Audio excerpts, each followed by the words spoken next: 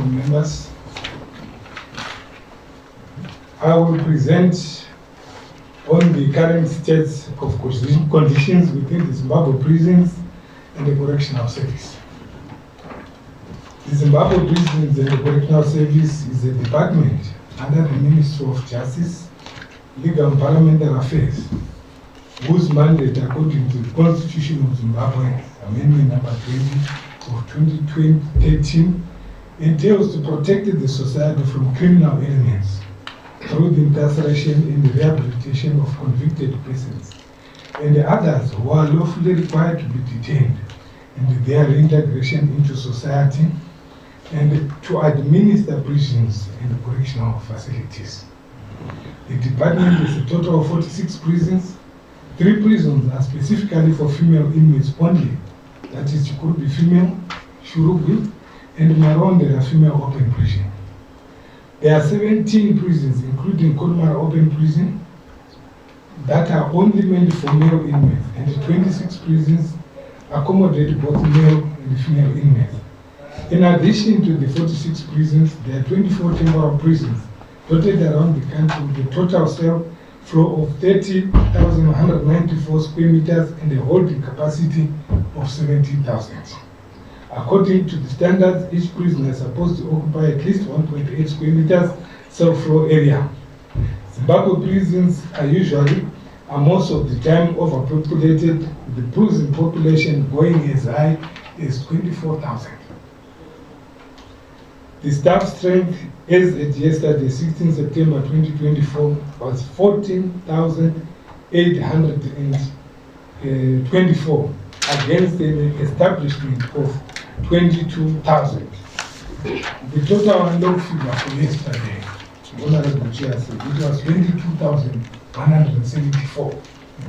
Of that figure, 21,401 are males and 772 are females. The service owns 24 prison farms totaling 18,155 hectares, of which only 3,694 is arable, 1,215 hectares is irrigable. Further, there are 10 workshops around the country, and these have a potential to produce goods and services in the process of effective rehabilitation services to inmates. Activities that are undertaken at these workshops include tailoring, motor mechanics, bookbinding, panel beating, upholstering, refrigeration, motorcycle assembly, auto electrics, carpentry, welding, sign writing, and molding.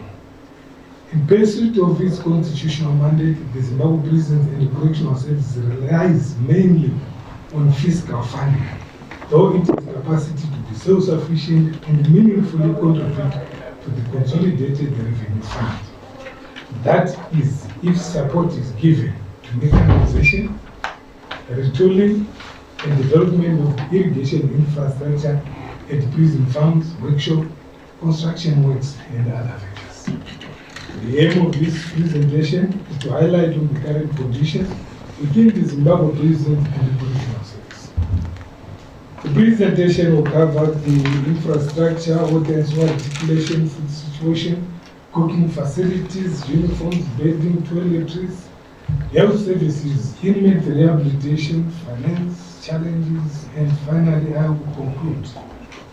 The vision of the organization is to become the leading correctional service provider in the region and beyond. Key result areas are incarceration, rehabilitation, and reintegration of offenders, production, institutional development, human capital management, and policy intervention. The goals of the organization are to improve the welfare of inmates, to reduce the rate of recidivism. The functions of the organization are to incarcerate, rehabilitate, and reintegrate offenders. Zimbabwe prisons and the correctional service infrastructure.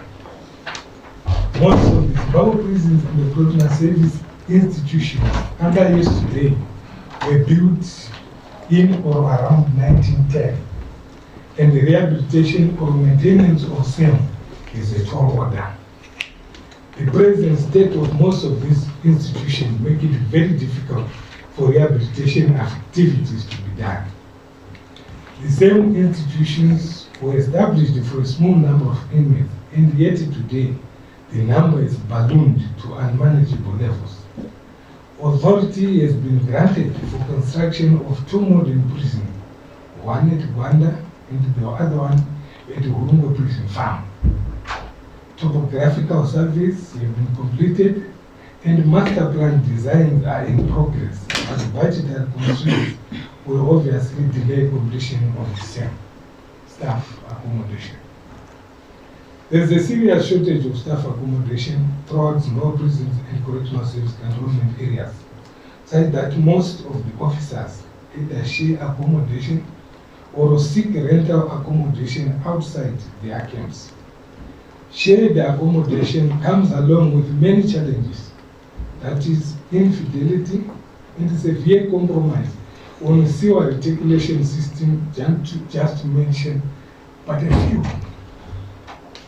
Leaving out officers often cannot be relied upon in terms of emergency mobilization when the need arises. Most of the officers living outside the cantonment areas are at the mercy of the landlords who charge exorbitant rentals in foreign currency only. Prison security. The security situation in our institutions is not adequate due to the old age of the majority of the institutions.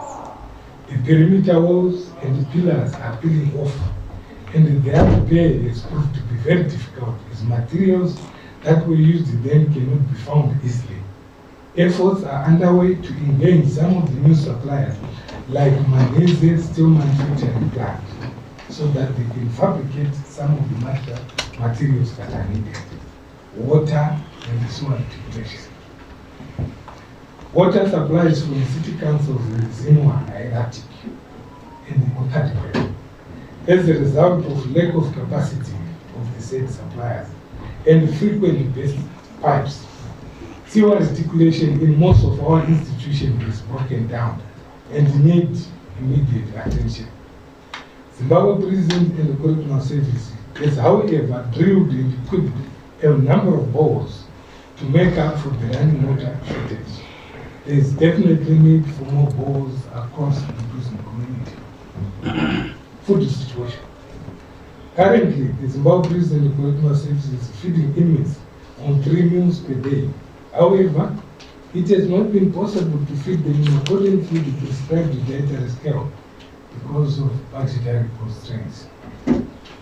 Cooking facilities.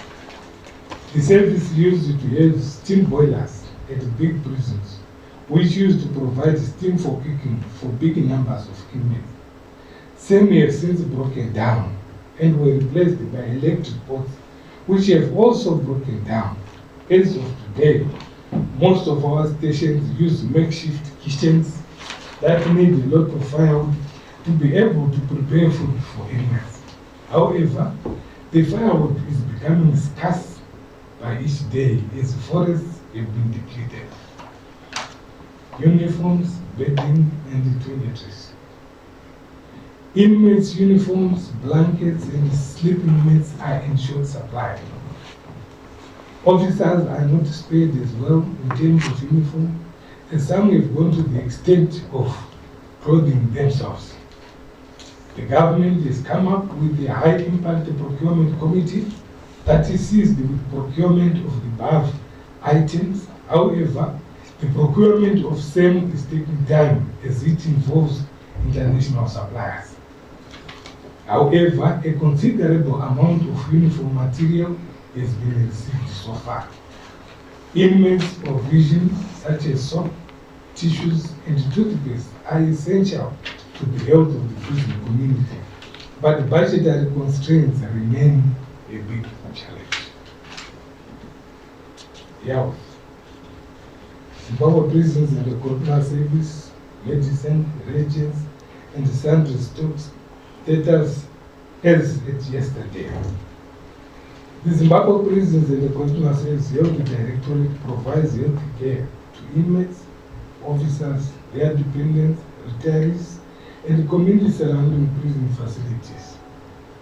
The cardinal goal being inmates to promote their physical, mental, and emotional well-being as they undergo rehabilitation in correctional facilities for successful reintegration back into the society.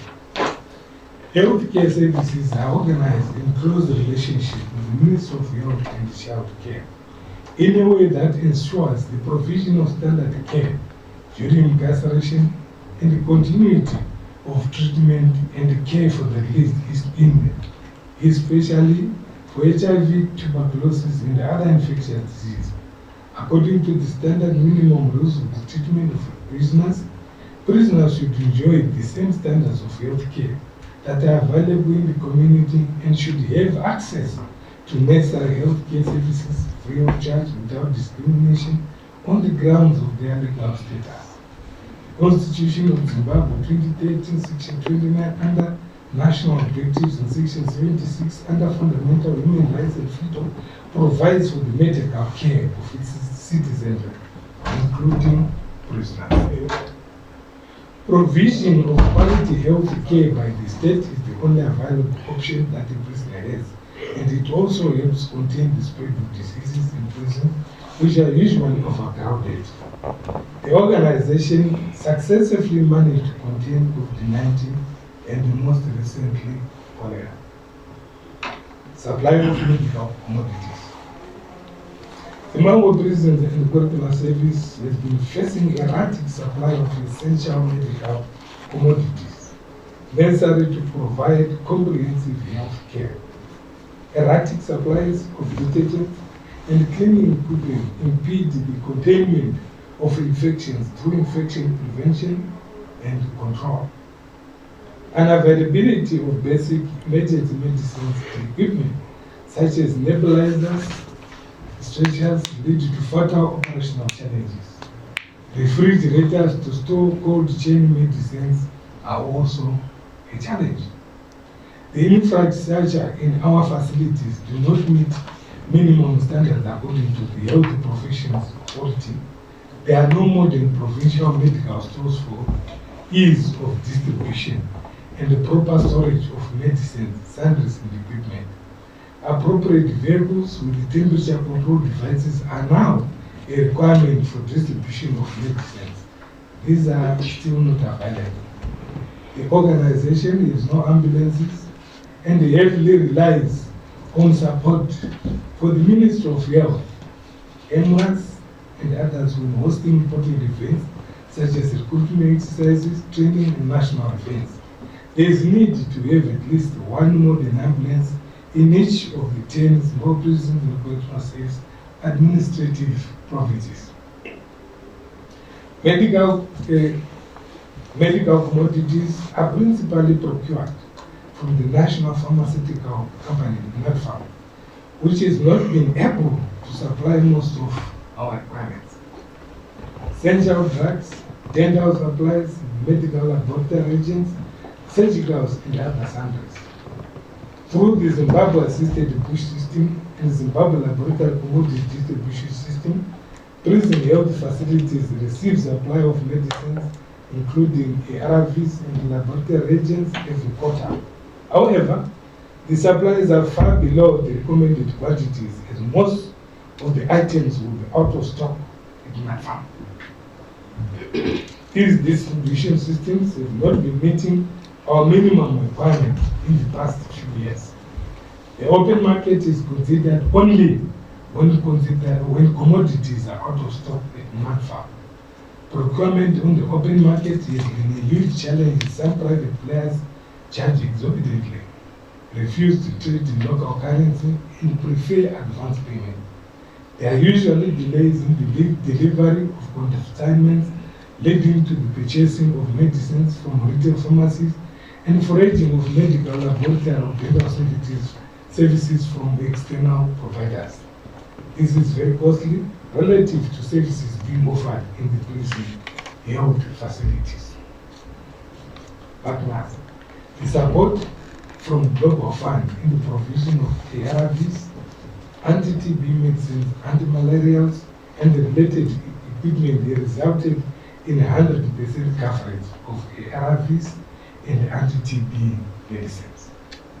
Presently, there is no partner supplying the organization with essential medicines, such as psychotropic medicines, medicines for chronic medical conditions, antibiotics, and analgesics. These have been critically understocked for some time now. The National Committee on Drug and Substance Abuse supplied antipsychotic medicines to the two special institutions, Chikurubi and Mudondolozi. Once about 2 months supply of fluphenazine diconate injection. Hopefully, they'll supply more. Special institutions are overburdened, and the majority of admitted patients with drug and substance use related illness. However, they do not have adequate antipsychotics and necessary medicines to control drug and substance abuse conditions, which is detoxifying agents. The stock status VEN system. All medicines are classified according to their priority. The VEN, simply vital, essential, and necessary. The stock status of medicines according to the VEN classification at the organization National Medical Stores has been below the recommended threshold for the past 2 years. For example, those in the vital category, the recommended threshold is 100%. Currently available in the organization as we speak is 4%. Those in this essential category, recommended threshold is 80%. But the current that we are holding today is 3%. The necessary, those that we consider necessary, the current recommended threshold is 60%, but we only have about 2%. Commodity stock status at the province is slightly better, but still does not meet the recommended minimum thresholds. Referral. Zimbabwe prisons and correctional centers refers patients and specimens for higher level of care for admission procedures and tests unavailable within the organization. Referrals are mainly to Ministry of Health and Child Care facilities. Zimbabwe prisons and correctional centers only refer to the private health facilities where there is no such services within the government. Instance rehabilitation. Zimbabwe Prison Correctional Services has in place various rehabilitation programs that are meant to empower inmates in preparation for life after imprisonment. There are 10 workshops around the country, and these have the potential to produce goods and services, and in the process offer effective rehabilitation services to inmates. Activities that are undertaken at these workshops include tailoring, motor mechanics, bookbinding, panel beating, upholstering, refrigeration, motorcycle assembly, auto electric, carpentry, welding, sandwriting, and molding. Finance. In pursuit of its constitutional mandate, the Zimbabwe prisons and the correctional services relies mainly on physical funding, though it has capacity to be self-sufficient and meaningfully contribute to the consolidated revenue fund.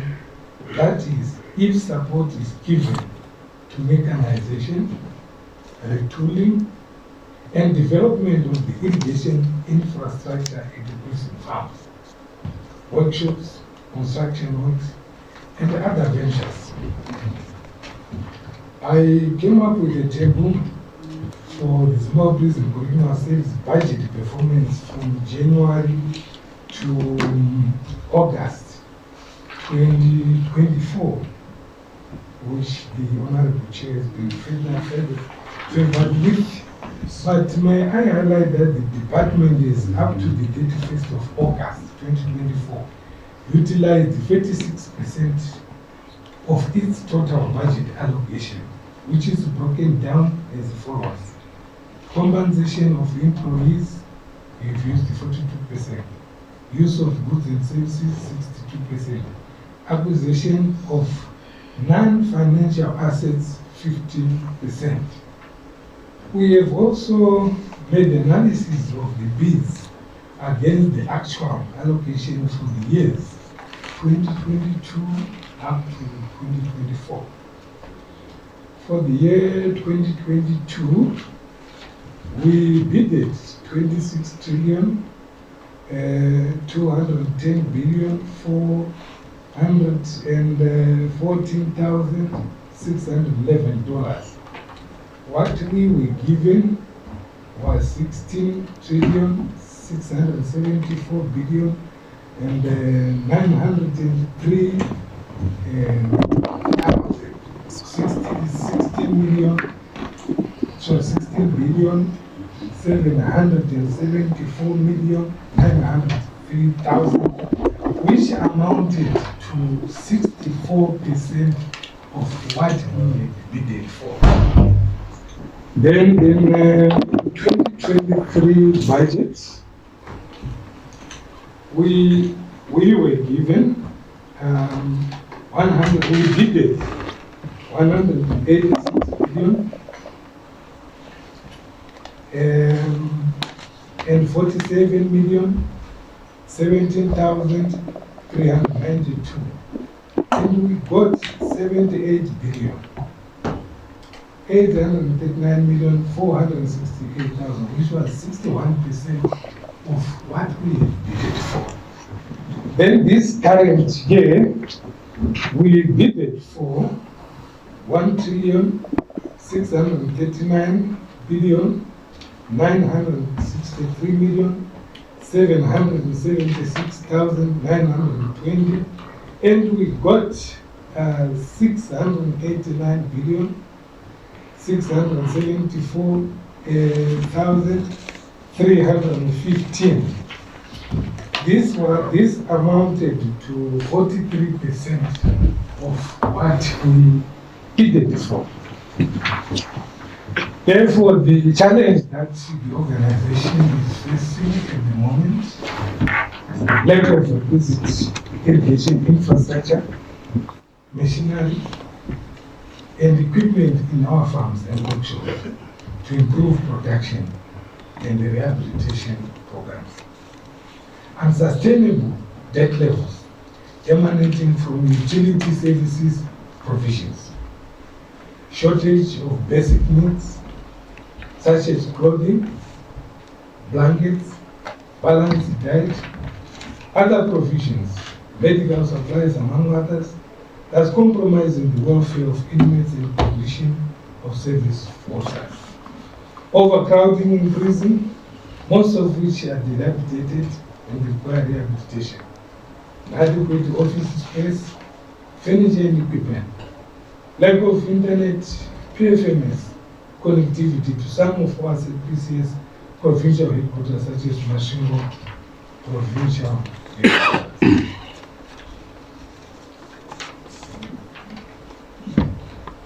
Honorable Chair, in conclusion, Zimbabwe Prison and the Correctional Service has great potential to contribute to the attainment of the government's Vision 2030. That is, if it is adequately supported. The organization is vastly learned and abundantly skilled, semi-skilled, and unskilled labor force. We therefore suggest that as a starting point, Urungwe Farm Prison, which is the highest irrigable land of 600 hectares, be put under center pivot as a starting point. Currently, only 80 hectares is under the pivot. The department will be able to provide 4,800 tons of maize required for inmates' consumption per annum, from an average yield of 10 tons per hectare. If only the request for Urungwe is considered, the total cost of 4,800 tons of maize meal per annum is USD 4.2 million. exceed 57,600,000. The amount required to put irrigation infrastructure is United States dollar $2,320,000. Honorable Chair, I rest my case. Thank you. Thank you very much, Deputy Commissioner General Ndanga, for the presentation. Before we proceed, I think we've been joined by other members who were delayed for the benefit of our visitors. I think those who arrived after we had made some introductions, can you please quickly introduce yourselves? Thank you very much, Chair. My name is Anna Shiri, Senator representing persons with disabilities in Zimbabwe. Chief Lam. Good morning, Chair. Good morning to everyone. I'm Senator Chief Mbumbani. I represent the chiefs in the Midlands province. I thank you. Good. Okay. Good morning, Chair, and good morning to everybody. My name is Honorable Agency Gombo. Just to emphasize on the issue of the inadequacy of fiscal funding. As you realized from the figures provided, we have never had a year when we got at least what we had requested for. So, which means the quality of service which we are able to offer to our inmates and to our officers, obviously it's not proper. So that's what I want to add, and I also want to buttress the issue of us being enabled to be self-sufficient as an organization. It's very, very important, especially the issue of irrigation infrastructure at one of our largest present farms. I think that has to be taken very, very seriously if we are to be able to prosper as an organization, because you find that right as we speak, most of the funding we get from our fiscals goes to purchasing food for our inmates. So it is a great challenge. So we remain with very little for anything else, like medicals and uniforms. If I receive $10 today, $8 will go to purchase food for inmates. Then the $2 is for all the other things. So that's what I wanted just to add. Thank you very much, Chair. Thank you, Chief Director.